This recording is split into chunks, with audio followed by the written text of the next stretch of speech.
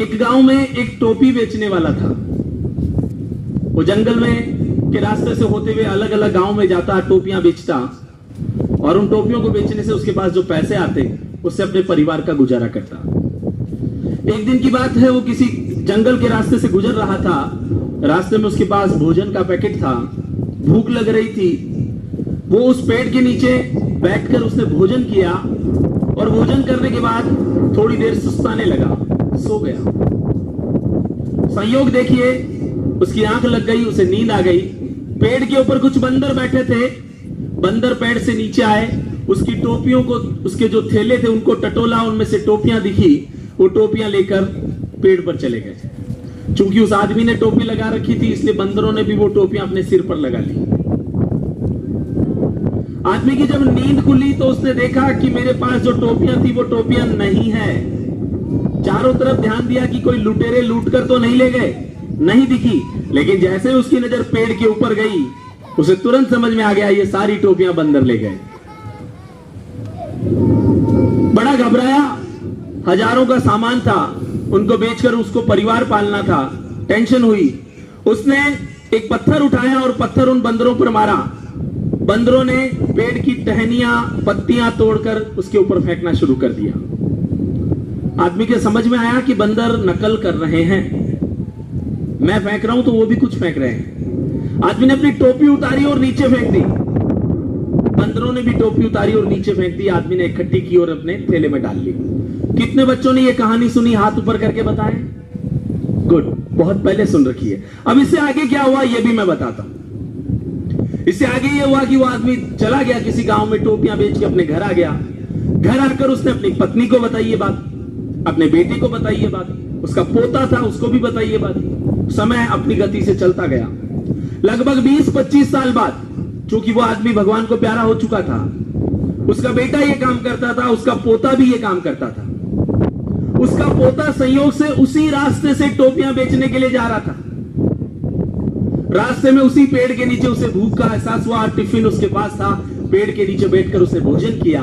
भोजन करने के बाद सुस्ता दिया, आंख लग गई। बंदर उस पेड़ पर अभी भी थे। बंदर नीचे आए, टोपियां उठाकर ऊपर चले गए। जैसे ही उस पोते की आंख खुली, उसने देखा टोपियां नहीं है। चारों तरफ देखा, कुछ भी नहीं दिखा। पेड़ के ऊपर नजर गई, बंदरों ने टोपियां लगा रखी थी। फट से उसके दिमाग में याद आई, अरे दादाजी ने बताया था कि ऐसा उनके साथ भी हुआ था, और दादाजी ने अपनी टोपी फेंकी थी तो बंदरों ने भी टोपियां फेंक दी थी। उसने तुरंत खड़े होकर अपनी टोपी को उतारा, ऐसे घुमाया और फेंक दिया। उसे इंतजार था कि बंदर भी अपनी टोपियां फेंकेंगे, लेकिन घोर आश्चर्य, बंदरों ने टोपी नहीं फेंकी। एक बंदर नीचे आया और उस पोते के खींच के झापट लगाई और वापस चल गया।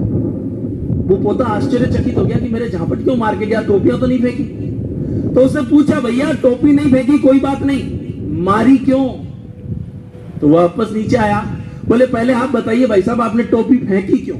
बोले मेरे दादाजी ने मुझे ये बात बताई थी कि बंदर आए थे और मेरी टोपियां ले गए थे, और जब हम अपनी टोपी फेंकेंगे तो बंदर भी टोपियां फेंक देंगे। तो उस बंदर ने बड़ा प्यारा जवाब दिया और कहा कि दादाजी केवल आपके ही थे क्या? हमारे भी दादाजी थे। आप जैसे दादाजी से बात करते थे, हम भी अपने दादाजी से बात करते थे। तो प्यारे बच्चों, हंसी मजाक इस बात में, इस कहानी में अलग है, लेकिन संदेश बहुत बड़ा है। यदि हम अपने परिवार में अपने बुजुर्गों के पास बैठेंगे तो निश्चित रूप से मान के चलिए आप कि उनके पास इतना गूढ़ ज्ञान है अपने जीवन का, अपने अनुभवों का, वो अगर हमें मिल गया तो हम दुनियादारी के किसी भी दलदल में नहीं फंसेंगे। इसलिए अपने बुजुर्गों के पास बैठे। चूंकि जब व्यक्ति की उम्र 60-70 साल से ऊपर हो जाती है तो वो एकांत फील करता है। बुढ़ापा बचपन की पुनरावृत्ति है, प्रेमचंद जी ने कहीं लिखा है। तो बुढ़ापे में बचपना आ जाता है। अगर आप उनके साथ जुड़ाव रखेंगे, उनको भी अच्छा लगेगा और आपको भी अच्छा लगेगा। पुराने समय में मेरे साथी जो हैं, उन लोगों को याद होगा, मुझे अच्छी तरह से याद है, मैं जब 7-8 साल तक का हुआ करता था, दादाजी के पास शाम को बैठकर दिन भर की चर्चा, उसके बाद पहाड़े बोलना, गिनती बोलना, कखगड़ा बोलना। अभी भी जो पुराने जमाने, आज से 60-70 साल पहले कखगड़ा बोले जाते थे, ककोर कोड को खकोर खजुलो, गग्गा गोरी गाय, गग्गा जी को गटुलो, रड़ोर बांकड़ो, चढ़ा चढ़ा की चमचा, ये कखगड़े थे उस समय।